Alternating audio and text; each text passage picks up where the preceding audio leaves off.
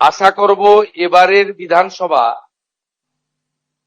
পশ্চিমবঙ্গের মানুষের আশা ভরসা প্রত্যাশা পূরণের ক্ষেত্রে অত্যন্ত গুরুত্বপূর্ণ একটা ভূমিকা গ্রহণ করবে।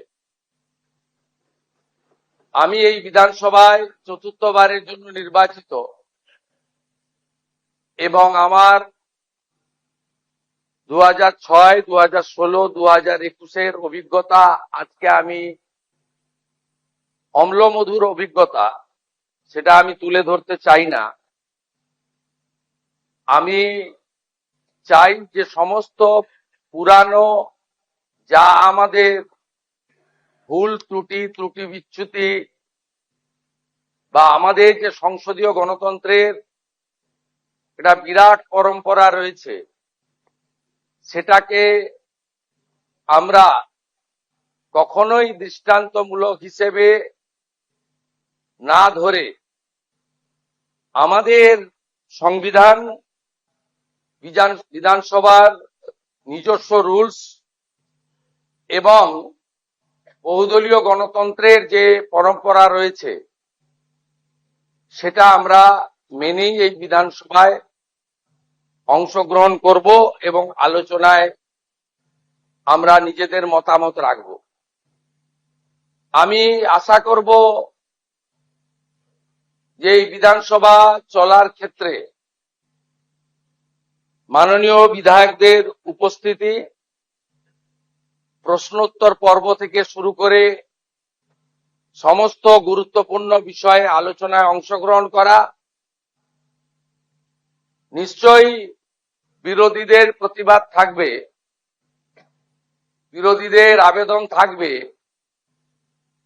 কিন্তু প্রথম দিন থেকেই বিধানসভার কার্যপ্রণালী, বিধানসভায় বিএ কমিটিতে যা নির্দিষ্ট হবে সেই বিষয়গুলিকে বানচাল করার প্রয়াস থেকে তারা বিরত থাকবেন। আমরা চাই একটি নতুন যুগের সূচনা। ভারতবর্ষ বহু প্রদেশের সমন্বয়ে গঠিত পৃথিবীর সর্ববৃহৎ গণতান্ত্রিক দেশ। অন্যান্য রাজ্যের বিধানসভার পারফরমেন্স, তার এলাকার বিধায়কের পারফরমেন্স সরাসরি মানুষ দেখতে পায়। আমাদের এই বিধানসভায় বিধায়কদের পারফরমেন্স, তারা আসছেন কি আসছেন না, তাদের যে উদ্দেশ্য নিয়ে এলাকার জনগণ নির্বাচিত করেন, তাদের দায়বদ্ধতা কতটা তারা পূরণ করছেন কি করছেন না, এগুলো সম্পর্কে ভোটার, গণদেবতা, জনতা জনার্দন তারা সম্পূর্ণ অন্ধকারে থাকে। তাই আমি আশা করব মাননীয় অধ্যক্ষের নেতৃত্বে এই ঐতিহাসিক বিধানসভা, যা 1947 সালের 20 জুন ডক্টর শ্যামাপ্রসাদ মুখার্জির নেতৃত্বে ভারত ভুক্তির প্রস্তাব গৃহীত হয়েছিল 58-21 ভোটে, সেই বিধানসভায়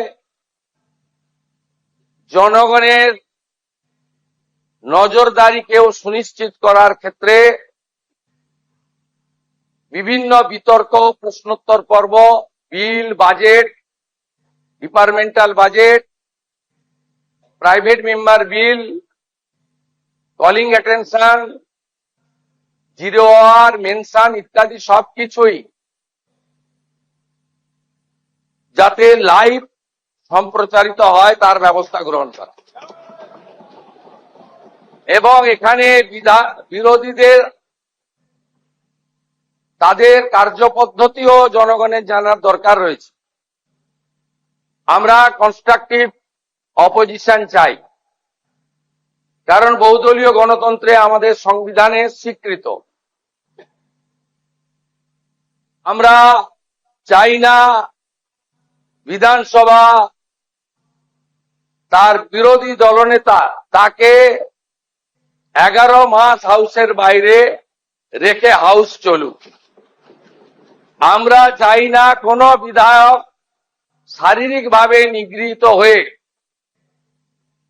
কোনো হসপিটালে বা ডাক্তারের কাছে যাক, এটা মারামারি করার জায়গা নয়।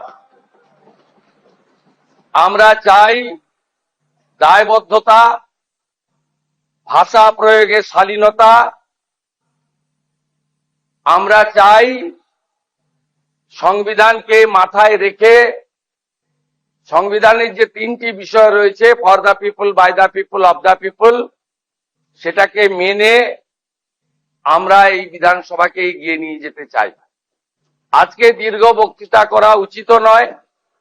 পরম্পরা মেনে প্রোটেম স্পিকার, যিনি গত 3 দিন নিষ্ঠার সঙ্গে চালালেন, মাননীয় Tapas Roy, senior member of this house, senior leader of the state, তার যোগ্যতা দিয়ে যেভাবে পরিচালনা করেছেন, তিনিও নিশ্চয়ই ধন্যবাদ জ্ঞাপন করবেন।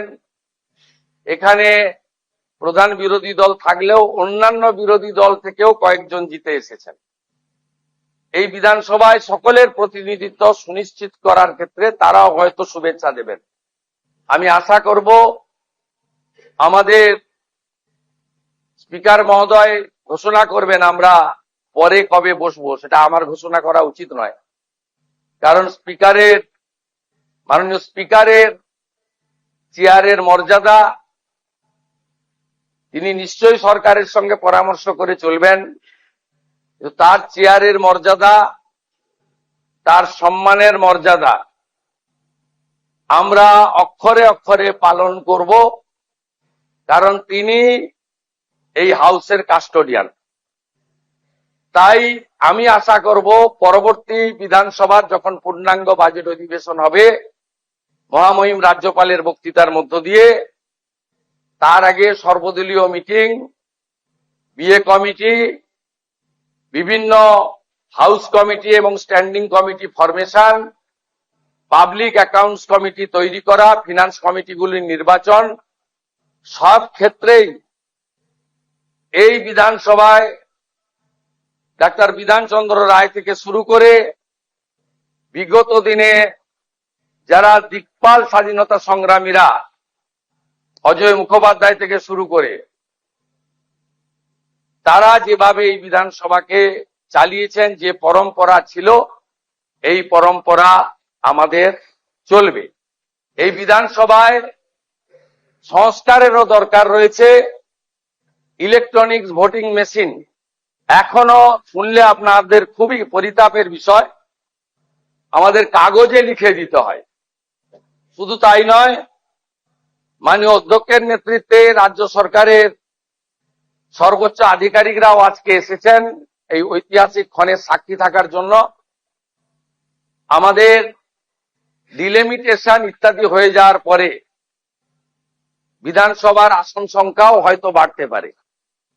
তাই ভবিষ্যৎ পরিকল্পনায় নতুন বিধানসভা ভবনের প্রয়াসও অধ্যক্ষের নেতৃত্বে, রাজ্য সরকারের সহযোগিতায় আমরা আগামী দিনে করব ইত্যাদি আমি আশা প্রকাশ করে বিরোধীদের আশ্বস্ত করতে চাই যে সংবিধানের পরিভাষা, বিধানসভা সংসদীয় গণতন্ত্রে house belongs to opposition, final decision অধ্যক্ষ নেবেন, কিন্তু আলোচনায় অংশগ্রহণের ক্ষেত্রে, সময় বরাদ্দর ক্ষেত্রে সরকারের ভূমিকা, সরকারি দলের ভূমিকা আমি পরিষ্কার করতে চাই। সংখ্যায় আপনারা অনেক কম হলেও আমরা 50-50 যে ভাগ আছে সেটা থেকে সরে যাব না। আমাদের সংখ্যা অনেক বেশি হলেও আপনাদের বেশি করে বলার সুযোগ যাতে অধ্যক্ষ দেন, সরকার এবং সরকারি দলের, সেই ব্যবস্থা থাকবে। আমি মুখ্যমন্ত্রী হিসেবে মাননীয় বিধায়কদের কোন দল থেকে জিতেছেন বড় কথা নয়, মন্ত্রীদের সঙ্গে মিট করবেন, যদি না আপনাদের দলের আপত্তি না থাকে। মন্ত্রীদেরও বলবো, বিরোধী দলের বিধায়করা অ্যাপয়েন্টমেন্ট চাইলে দেবেন। এলাকায় মন্ত্রীরা গেলে যে দলেরই বিধায়ক হন তাকে খবর দেবেন, এবং মাননীয় বিধায়ক, আমরা আগে চিঠি দিলে উত্তর দিতেন না, অনেক মন্ত্রী, মুখ্যমন্ত্রীর তো প্রশ্নই ছিল না। আপনারা আমাকে চিঠি দিলেন, দেবেন, প্রাপ্তি স্বীকারও পাবেন এবং কিছুটা ইতিবাচক ফলাফলও পাবেন। আশ্বস্ত থাকুন, ভারতীয় জনতা পার্টি 21টা রাজ্যে মাননীয় নরেন্দ্র মোদীজির মার্গদর্শনে যেভাবে সরকার চালাচ্ছে, এই সরকারও তার অন্যথা করবে না। আমাদের ভিডিও ভালো লাগলে লাইক এবং শেয়ার করুন। কমেন্ট সেকশনে গিয়ে জানান আপনাদের মতামত। আরও ভিডিও পেতে আমাদের চ্যানেল সাবস্ক্রাইব করুন এবং প্রতি মুহূর্তে খবরের আপডেট পেতে প্রেস করুন বেল আইকন।